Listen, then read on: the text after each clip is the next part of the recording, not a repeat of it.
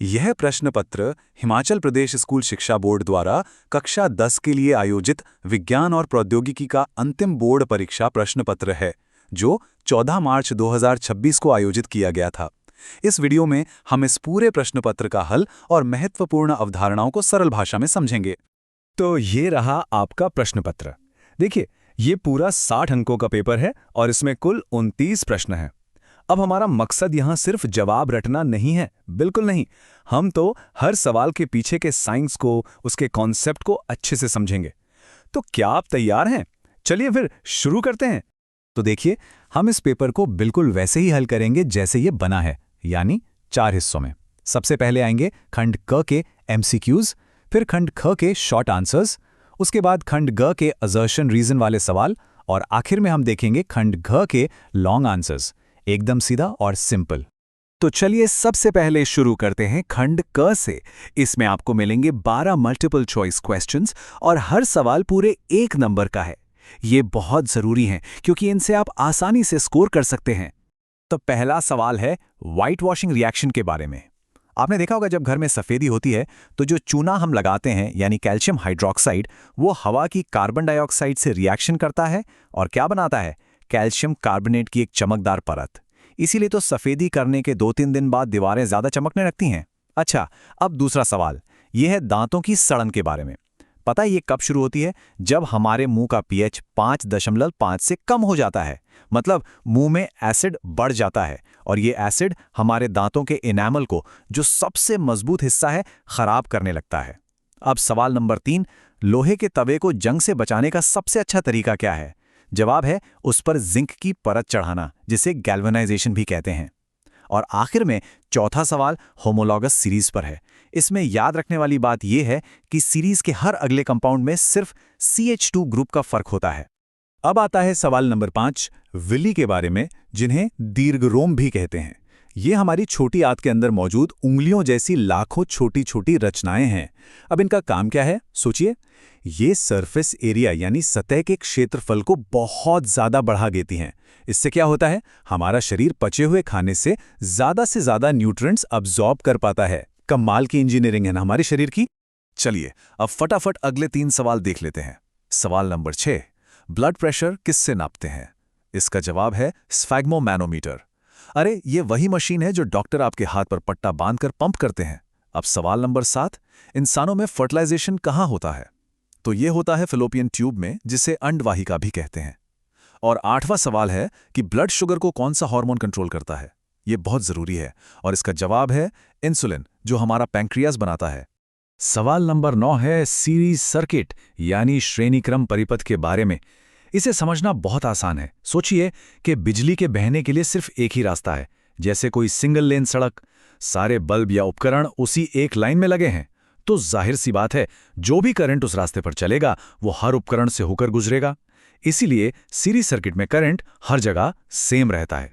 तो चलिए सेक्शन 1 के आखिरी 3 सवाल भी निपटा लेते हैं। सवाल नंबर 10 एक जनरल नॉलेज जैसा है कि हमारे घरों में जो बिजली आती है वो कितने वोल्ट की होती है? तो याद रखिए, भारत में ये 220 वोल्ट और 50 हर्ट्ज होती है। 11वां सवाल है, ऐसा कौन सा शीशा है जो सीधी और बड़ी इमेज बना सकता है? ये सिर्फ एक ही कर सकता है, अवतल दर्पण यानी कॉनकेव मिरर, और ऐसा भी सिर्फ एक खास केस में होता है।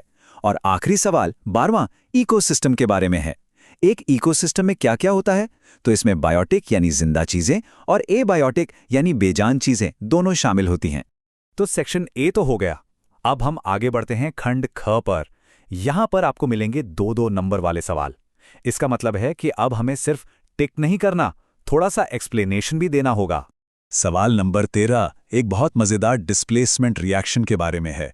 सोचिए, आपने कॉपर सल्फेट का एक नीला सॉल्यूशन लिया और उसमें एक लोहे की कील डाल दी। थोड़ी देर बाद आप क्या देखेंगे? जादू! वो नीला रंग गायब होने लगेगा और सॉल्यूशन हल्का हरा हो जाएगा। ऐसा क्यों हुआ? क्योंकि लोहा कॉपर से ज्यादा ताकतवर, मतलब ज्यादा रिएक्टिव है। उसने कॉपर को धक्का देकर उसकी जगह ले ली और बना लिया आयरन सल्फेट। ये रंग का बदलना ही इस रिएक्शन का सबसे बड़ा सबूत है। अब आते हैं सवाल नंबर 16 पर। आपने कभी सोचा है कि टोस्टर या हीटर के अंदर जो तार गर्म होता है वो किसी प्योर मेटल का क्यों नहीं होता? उसे हमेशा अलॉय यानी मिश्र धातु से बनाते हैं। इसके 2 बहुत बड़े फायदे हैं। पहला, अलॉयस की रेजिस्टिविटी बहुत ज़्यादा होती है, जिससे वो बिजली को गर्मी में बहुत अच्छे से बदलते हैं। और दूसरा, इनका मेल्टिंग पॉइंट भी बहुत हाई होता है, मतलब ये बहुत ज़्यादा गर्म होने पर भी पिघलते या जलते नहीं हैं। अच्छा, अब सवाल नंबर 18 एक न्यूमेरिकल है। देखकर घबराना नहीं है, ये बहुत आसान है। हमें निकालना है कि कांच में लाइट की स्पीड कितनी होती है। हमें दिया क्या क्या है? रिफ्रैक्टिव इंडेक्स n है 1.50 और वैक्यूम में लाइट की स्पीड c तो हमें पता ही है 3x10⁸ मीटर पर सेकेंड। फॉर्मूला एकदम सिंपल है, v = c/n। बस वैल्यूज डाल दीजिए। 3x10⁸ को 1.50 से डिवाइड करेंगे तो क्या आएगा? बिल्कुल सही, 2x10⁸ मीटर पर सेकेंड हो गया। अब सवाल 19 और 20 हैं बायोलॉजी से। पहला है पित्त रस यानी बाइल जूस का काम। तो इसके दो मेन काम हैं। एक तो ये पेट से आए एसिडिक खाने को एल्कलाइन बनाता है और दूसरा ये फैट की बड़ी बड़ी बूंदों को छोटी छोटी बूंदों में तोड़ देता है, ठीक वैसे ही जैसे साबुन तेल को तोड़ता है। इस प्रोसेस को कहते हैं इमल्सिफिकेशन। फिर फेफड़ों में गैस एक्सचेंज कहाँ होता है? ये होता है एल्वियोलाई यानी कूपिकाओं में। और जानते हैं इनकी सतह कितनी बड़ी होती है? लगभग एक टेनिस कोर्ट जितनी, ताकि ज्यादा से ज्यादा ऑक्सीजन खून में जा सके। चलिए, अब आ गए हैं हम सेक्शन सी पर। इसमें मिलेंगे आपको असर्शन रीजन वाले सवाल। इसमें एक स्टेटमेंट दिया होता है और फिर उसका एक कारण। हमें यह पता करना होता है कि दोनों सही हैं या नहीं और क्या कारण उस स्टेटमेंट को सही से एक्सप्लेन कर रहा है। थोड़ा दिमाग लगाने वाले सवाल हैं ये। तो सवाल 22 का तीसरा हिस्सा देखते हैं। असर्शन कहता है कि हमारे घरों की वायरिंग पैरेलल में होती है और रीजन बताता है कि ऐसा इसलिए क्योंकि पैरेलल में हर अप्लायंस अलग अलग चल सकता है। तो क्या यह सही है? जी हाँ, बिल्कुल सही है। असर्शन भी सही है, रीजन भी सही है और रीजन असर्शन को परफेक्टली एक्सप्लेन कर रहा है। आप ही सोचिए, अगर सीरीज में होता तो क्या होता? आपकी दिवाली की झालर की तरह, एक बल्ब फ्यूज तो सारी लड़ी बंद। अब जरा इस डायग्राम को देखिए। सवाल है कि पॉइंट X पर मैग्नेटिक फील्ड ज्यादा मजबूत है या पॉइंट Y पर। तो इसका एक सिंपल सा नियम है, जहां मैग्नेटिक फील्ड लाइंस ज्यादा पास पास होती हैं वहां फील्ड ज्यादा स्ट्रांग होती है। तो साफ दिख रहा है कि पोल के पास पॉइंट X पर लाइंस बहुत घनी हैं। इसका मतलब वहां मैग्नेटिक फील्ड ज्यादा मजबूत है। तो ये दावा बिल्कुल सही है। सवाल नंबर 26 है 10% लॉ के बारे में। ये एनर्जी ट्रांसफर का एक बहुत जरूरी नियम है। इसका मतलब यह है कि जब कोई एक जीव दूसरे को खाता है तो सिर्फ 10% एनर्जी ही आगे जाती है।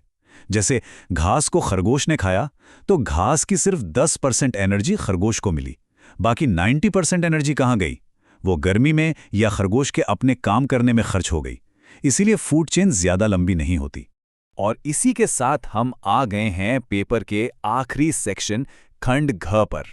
ये हैं बड़े सवाल, 5-5 नंबर वाले।